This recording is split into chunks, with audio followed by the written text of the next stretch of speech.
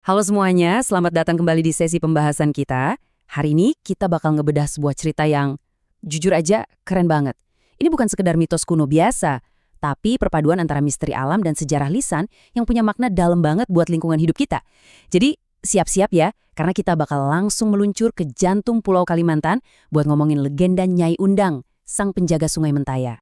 Coba bayangin deh, kalian lagi berdiri di tengah hutan Kalimantan Tengah yang super lebat. Terus, persis di depan mata kalian ada bentangan sungai yang luar biasa gede dan tenang banget. Nah, itu dia Sungai Mentaya. Airnya itu jernih, kelihatan berkilau pas kena cahaya matahari tropis yang nembus sela-sela daun. Kelihatannya sih damai banget ya. Tapi, ya namanya juga alam liar, ketenangan di permukaan itu sering banget nyimpan kekuatan yang jauh lebih besar di bawahnya. Nah, ini yang bikin penasaran. Pernah kebayang nggak apa jadinya kalau alam yang kelihatan sepi dan damai ini tiba-tiba ngamuk dan ngeluarin seluruh amarahnya? Kisah yang bakal kita kupas tuntas hari ini tuh ibarat semacam thriller lingkungan hidup dari masa lalu. Sebuah mitos seru yang lahir dari interaksi antara manusia dan alam liar yang susah banget ditebak. Oke, kita masuk ke bagian pertama, misteri Sungai Mentaya. Lanjut ke bagian kedua. Siapa sebenarnya Nyai Undang ini? Jadi gini, di balik ketenangan arus sungai besar ini, suku Dayak setempat itu punya rahasia legendaris. Buat mereka, sungai ini bukan cuma tempat lewatnya perahu. Ini tuh rumah buat sosok mistis yang sangat dihormati. Konon, ratusan tahun lalu ada perempuan cantik dan bijaksana yang tinggal di tepian Sungai Mentaya. Namanya Nyai Undang. Tapi ingat, dia ini bukan manusia biasa loh. Dia dipercaya sebagai Ratu Dayak mistis, keturunan langsung dari roh-roh penjaga hutan dan air. Misi utamanya apa?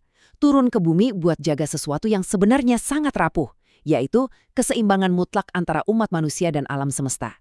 Bisa dibilang, dia ini penyeimbang ekosistem lah. Nah, yang bikin sosok Nyai Undang ini super menarik adalah dia benar-benar cerminan dari dualitas alam itu sendiri.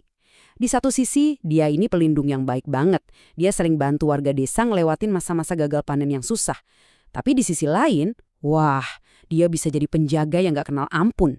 Kalau ada yang berani ngerusak hutan, nebang pohon sembarangan, atau ngotorin sungai yang mereka anggap suci, dia gak segan-segan buat ngehukum. Intinya, alam itu ngasih kehidupan, tapi alam juga bisa ngambil semuanya kalau kita kurang ajar. Sekarang kita masuk ke konflik utamanya, bagian ketiga, pertarungan melawan keserakahan manusia. Seiring berjalannya waktu, kedamaian yang udah susah payah dijaga ini akhirnya diuji. Disinilah tensi ceritanya mulai naik nih. Harmoninya hancur lebur pas ada sekelompok pendatang dari luar wilayah tiba di sana. Masalahnya, mereka datang bukan buat hidup rukun berdampingan. Nggak sama sekali.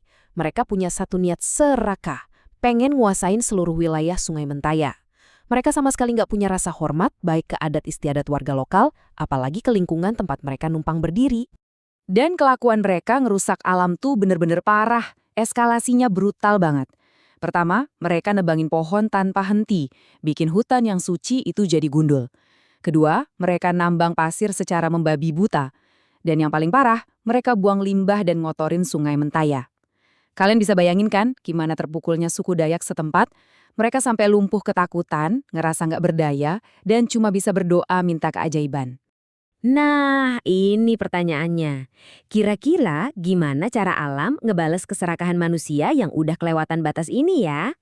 Ternyata doa warga desa dijawab lewat amarahnya Nyai Undang. Sang ratu tiba-tiba muncul di atas air sungai, wujudnya berupa cahaya biru yang terang dan menyilaukan banget. Gila, bayangin aja betapa epiknya pemandangan ini. Sambil megang tongkat sakti berukiran naga air, dia langsung manggil badai. Tiba-tiba aja langit berubah jadi gelap gulita, petir nyamber-nyamber ganas, dan boom, Sungai Mentaya ngeluarin arus deras yang besarnya nggak masuk akal. Ini benar-benar perwujudan fisik dari alam yang lagi ngamuk sejadi-jadinya. Kejadian ini ngasih lihat dengan sangat jelas gimana alam itu bisa ngelawan balik. Dalam sekejap mata, benar-benar sekejap, kam para kerusak itu langsung lenyap, tersapu bersih sama arus Sungai Mentaya yang lagi mengamuk. Gak ada satupun yang tersisa dari keserakahan mereka, semuanya rata, hancur total kena pembalasan dendam yang mengerikan dari sang penjaga sungai. Kita beralih ke bagian keempat, warisan dan pesan keseimbangan. Setelah badai akhirnya mereda dan ancaman perusak itu hilang, ceritanya bergeser dari legenda penuh aksi ini ke realitas warisan budaya yang masih ada sampai sekarang. Gini, setelah ngelihat sendiri kekuatan magis dan perlindungan Nyai Udang, penduduk desa saat itu langsung bikin sumpah abadi.